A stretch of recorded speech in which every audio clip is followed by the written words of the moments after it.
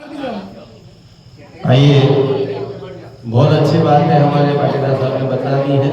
छोटी सी बात बताकर दीपक जी शुरू करेंगे। आप भी लेट आए और कार्यक्रम भी लेट ही चालू हुआ। बड़ी मेहनत की यहाँ के भाइयों ने, घर घर संदेश दिया, घर घर सूचना दी, पर भगवान ने जिनको बुला लिया वो आ गए और अगली बार और अच्छा प्रयास करेंगे। हो सकता है हमारे बुलाने में कोई कमी रह गई हो, घर घर से हम प्रयास करें। और जितने भाई जो बुलाने गए तो उनके घर से वो थाली लेकर आए, पहले वो जोड़े से आए तो दूसरे भी आएंगे। कभी कभी ऐसा भी होता है ना। तो आइए एक बार गायत्री मंत्र बोलते हैं। ओम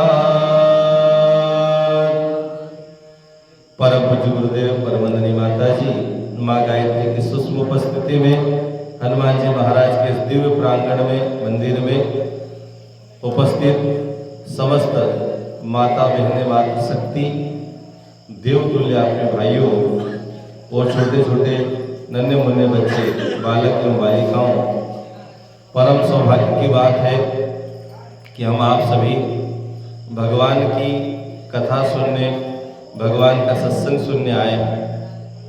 और ये बड़ी दुर्लभ भी है, पर हर आदमी के बस के लिए भी नहीं है, क्योंकि ये सौभाग्य से ही प्राप्त होता है। जिनका सौभाग्य जाग जाता, भगवान की कथा सुनने आ जाते हैं, सत्संग सुनने आते हैं। सत्संग की बड़ी भारी महिमा है। तो हम बात करें, आज हम ये बात देखें कि पहले समय में और आज में 10 से 20 साल में कितना परिवर्तन आया। बेटा, हमारे पाटीदार साहब ने बताया कि आप एक छोटे से कार्य से शुरू हुए, मजदूरी करते हुए आज भगवान की कृपा से कहां से कहां पहुंच गए। और हर व्यक्ति कहीं ना कहीं अच्छी स्थिति में आ गया। कल तक कई घरों में खाने के लिए व्यवस्था नहीं हो पाती थी, लेकिन आज हर घर पक्का हो चुका है। हर घर में पंखा है, कूलर है, टीवी है, मोबाइल है, गाड़ी है। ऐसा कोई घर नहीं होगा जहाँ पर मोबाइल नहीं हो, है ना, मोटरसाइकिल नहीं हो। साइकिल वाले घर तो ढूंढे भी नहीं मिले, क्यों साहब। और पहले हमारी माता बहनें दूर दूर तक कुओं पर जाकर पानी भर कर लाती थी। आज घर में नल आ रहे, पानी लेने जाने की भी आवश्यकता नहीं है। तो साधन की दृष्टि से सभी साधन संपन्न हो गए। पहले यहाँ से आदमी कहीं भी पैदल चला जाता था, लेकिन आज यहाँ से गांव में जाना हो, मंदिर से भी तो गाड़ी लेके आएगा आदमी। गनवाड़ी जाना दूर की बात, गनवाड़ी जाने के लिए 1 घंटा बैठ सकता आदमी, पर पैदल नहीं जाएगा, गाड़ी या साधन आएगा तो जाएगा। तो साधन इतने हो गए। साधनों ने हमें क्या दी? सुविधा दी। क्या साधन होने के बाद भी हम सुखी हो पाए क्या? पहले सुखी ज्यादा थे कि आज सुखी ज्यादा, ये सोचे। परम पूज्य गुरुदेव ने कहा है कि मनुष्य के जीवन में दुख के 3 कारण हैं। कभी हम विचार करें बैठकर कि साहब हम दुखी क्यों हैं, तो मनुष्य दुखी 3 कारणों से होता है। क्या कारण है? पहला है अज्ञान, दूसरा है अभाव और तीसरा है आसक्ति। 3 ही कारण है दुख के। तो उसका समाधान क्या हो? भाई, दुख के कारण तो कोई भी बता दे, लेकिन समाधान कौन बताए? तो इस पर हमारे गुरुजी ने पहले स्वयं पर, अपने आप पर, इस पर रिसर्च किया। युग ऋषि क्यों कहते हैं? जो रिसर्च करता है, किसी विषय को लेकर उस पर रिसर्च करे, शोध करे, उसको ऋषि कहा जाता है। आज शोध करने वालों को वैज्ञानिक कहते हैं, लेकिन पहले जमाने में जो ऋषि होते थे वो रिसर्च करते थे। विज्ञान भी वही काम करता है, रिसर्च करता है। अपनी प्रयोगशाला में अलग अलग कार्य के लिए रिसर्च होते हैं। तो युग ऋषि ने ये देखा भाई आज मनुष्य दुखी क्यों है। साधन तो बढ़ गए, सुविधाएं बढ़ गई, पर मनुष्य दुख से दूर क्यों नहीं हो रहा। तो उनने ये प्रश्न उनके मन में आया, 3 बातें आई। तो दुख का कारण पता लग गया, तो निवारण क्या, उसके लिए परम पूज्य गुरुदेव ने 24 साल तक अपने आप को तपाया। तब कैसा करा, उनके जो गुरुदेव आए, दादा गुरुदेव, पूजा की कोठरी में 1926 में एक दीपक जलाकर वो साधना कर रहे थे, गायत्री मंत्र जप रहे थे। उस दीपक में से एक बाबा प्रकट हुए। आपने गायत्री परिवार का एक चित्र देखा होगा, तो उसमें एक साइड में एक बाबा रहते हैं, जिनको हम दादा गुरुदेव कहते हैं, स्वामी सर्वेशानंद जी, जिनकी आयु लगभग 800 वर्ष से भी अधिक है और आज भी हिमालय में वो मौजूद है। तो दादा गुरुदेव प्रकट हुए दीपक में से और उन्होंने निर्देश करा कि आप अपने आप को तपाओ, 24 साल तक गायत्री मंत्र की साधना करो। तो गुरु जी ने 24 साल तक साधना करी। कितनी साधना करी? 24 लाख। एक दिन में 66 माला का जप करना। अभी अपना का 6 माला भी कहीं दिया तो घबराई जाए। 66 माला जप करने के लिए 6 घंटे तो बैठना है माला लेके, फिर तप करना है। जब तो करा, लेकिन तप करना है। तो तप में क्या करना है कि आपके घर में जो काली गाय है, उस गाय को जौ खिलाना है और वो जौ गोबर में निकलेंगे। तो गोबर में से जौ को बिनना है, उनको धोना है, सुखाना है और घट्टी में पीसना। पहले चक्की नहीं हुआ करती थी, घट्टी में पीसकर उन जौ को, उसी जौ की रोटी बनाना है। और कितनी रोटी बनाना? 2 रोटी बनाना है। एक रोटी गाय को खिला देना और एक आप खा लेना, और उसी गाय की छाछ खा लेना। और ऐसा कितने दिन तक करना है?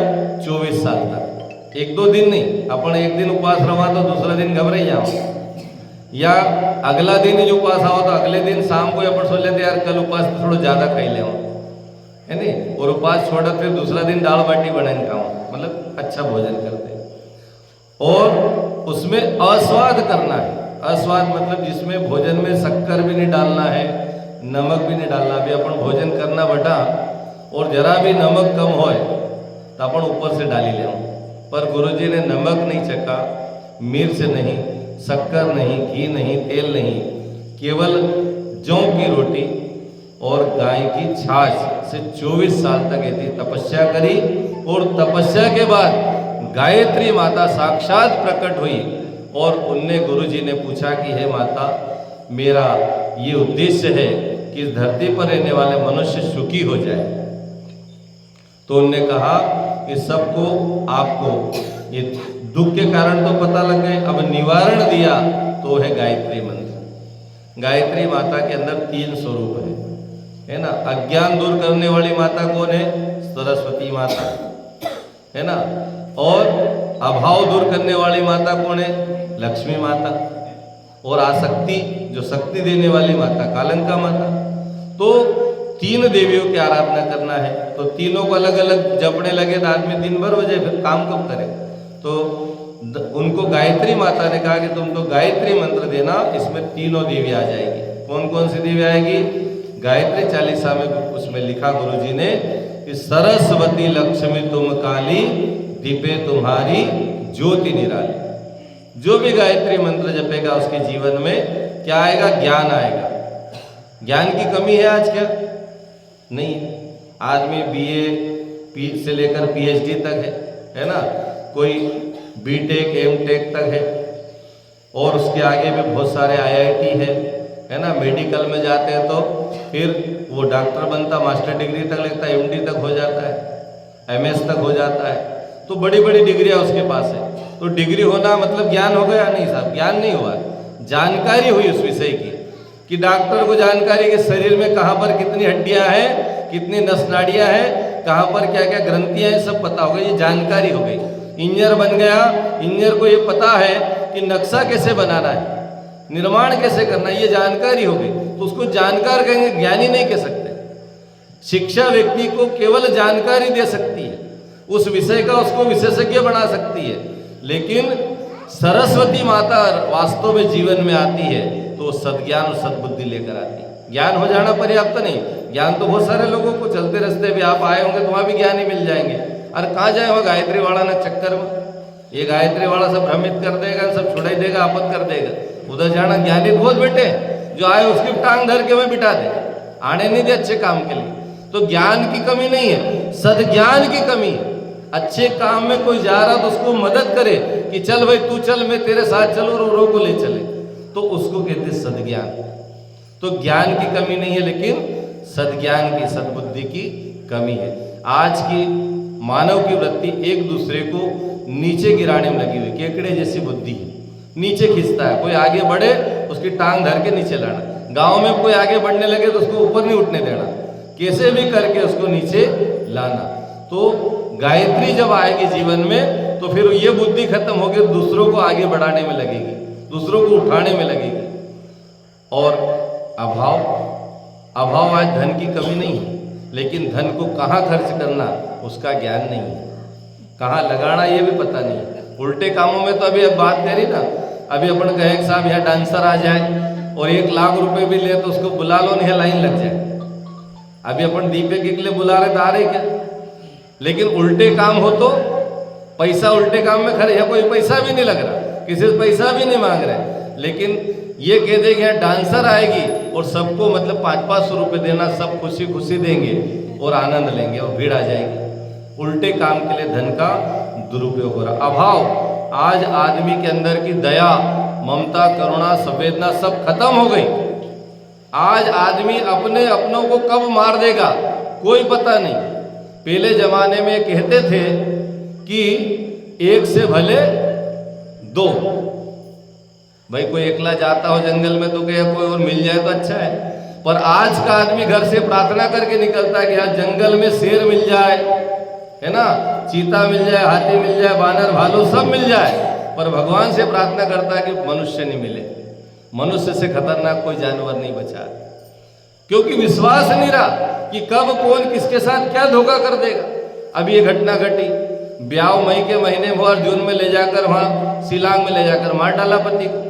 तो ये घटनाएं जो हो रही है इसका एक ही कारण है, मनुष्य के अंदर जो है संवेदना शून्य होता चला जा रहा है।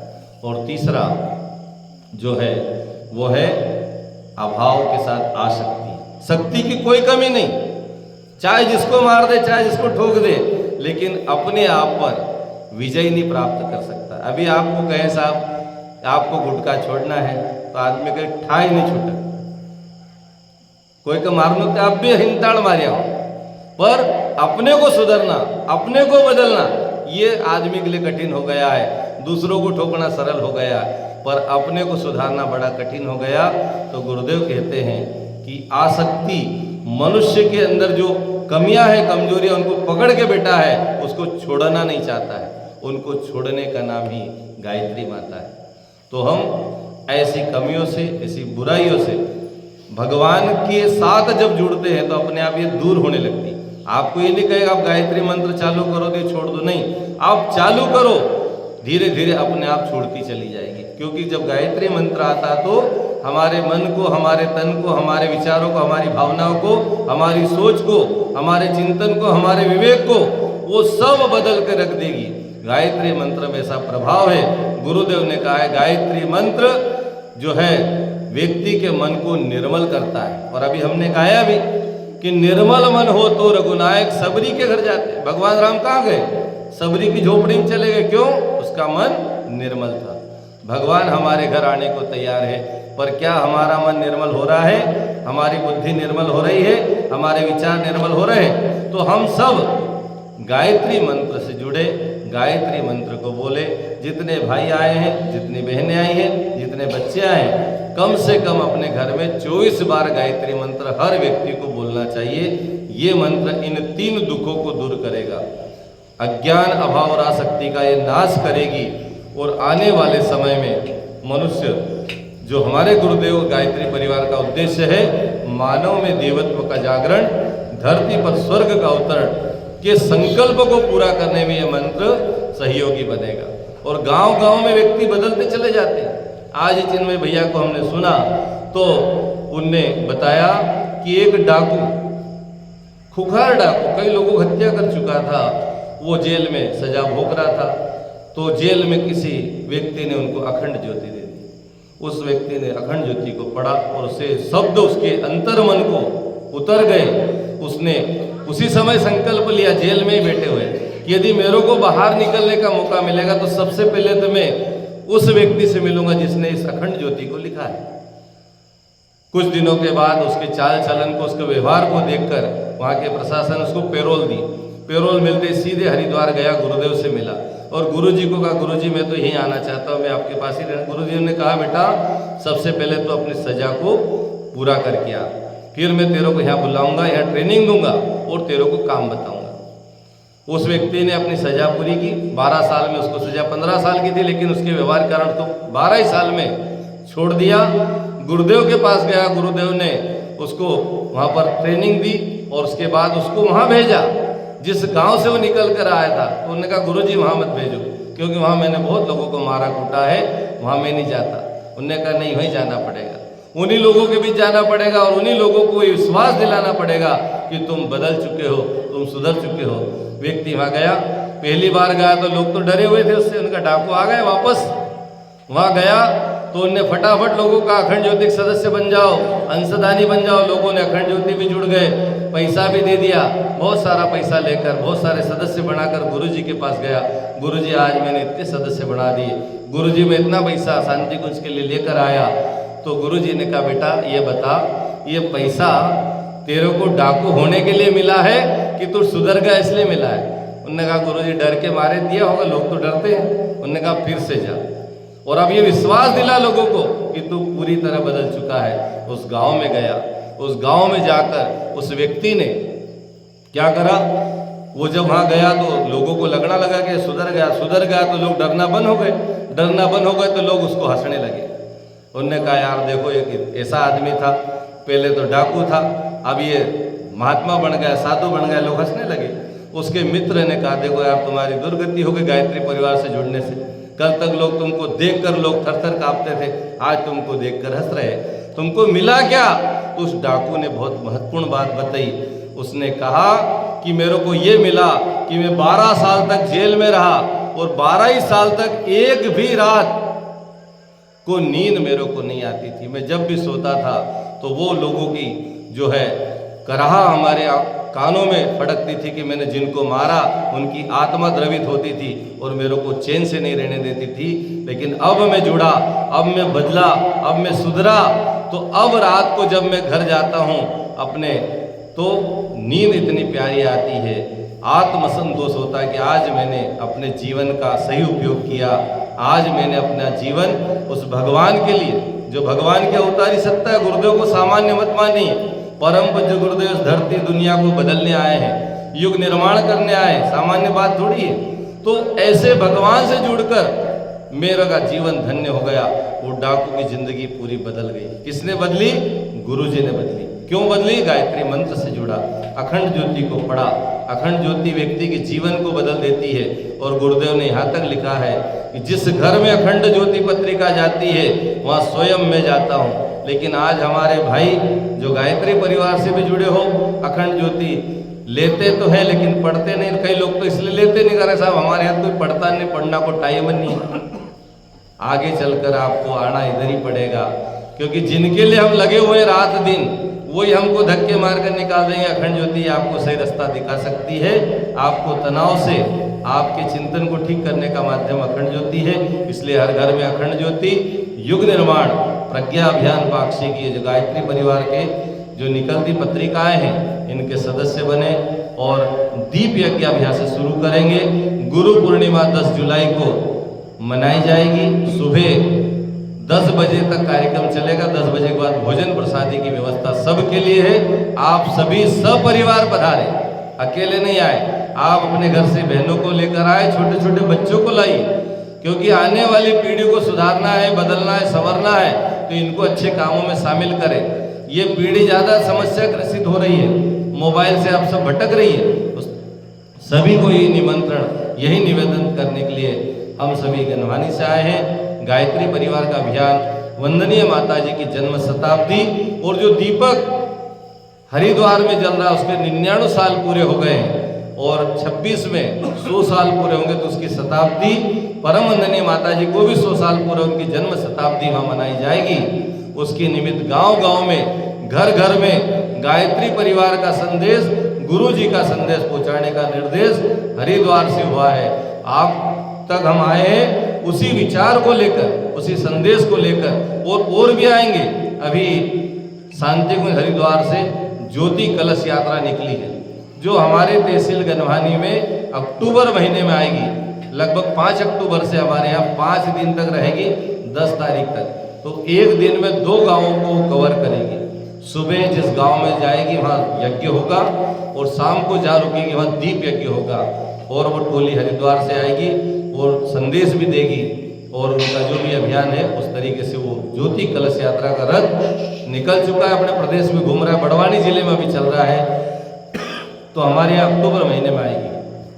आप सभी से निवेदन है कि उस यात्रा में भी आपके यहाँ भी हो सकता है संभावना, जहाँ भी वो उसका निर्देश हुआ है, पर जहाँ से गुजरे हम उसका दर्शन करने जरूर जाए। सेल दीदी डॉक्टर चिन्मय पंड्या, प्रणव पंड्या जी ने उसको शांति कुंज से विदा किया, और शिवरात्रि से अभियान वहाँ से चालू हो गया है। उज्जैन में महाकाल मंदिर से इसका शुभारंभ किया गया था। अपने इधर 2 जोन है, इंदौर उप जोन और ओंकारेश्वर और उज्जैन उप जोन, 3 जोनों को मिलाकर ये अभियान पूरा चल रहा है। तो इस तरीके से कार्य हो रहा है। आप सभी को गायत्री परिवार का पुनः सादर आमंत्रण। गायत्री शक्तिपीठ पर प्रतिदिन यज्ञ होता है। जिन भाइयों को यज्ञ में बैठना हो, अपने बच्चों के संस्कार कराना हो, आप सभी सादर आमंत्रित हैं। आप वहाँ जरूर पधारें। गुरु पूर्णिमा 10 जुलाई के दिन आ रही है। उस दिन आप अपने सारे काम एक दिन के लिए गुरु जी को समर्पित करते हुए जरूर निकालें। कोई अच्छी बात हरिद्वार से उस दिन आएगी, वो आपको बताने के लिए हमारे भाई आएंगे वहीं शक्तिपीठ पर। तो गुरुदेव का पूजन, गुरुदेव का संदेश वहाँ पर दिया जाएगा। आइए अब हम दीप यज्ञ से शुरू करते हैं।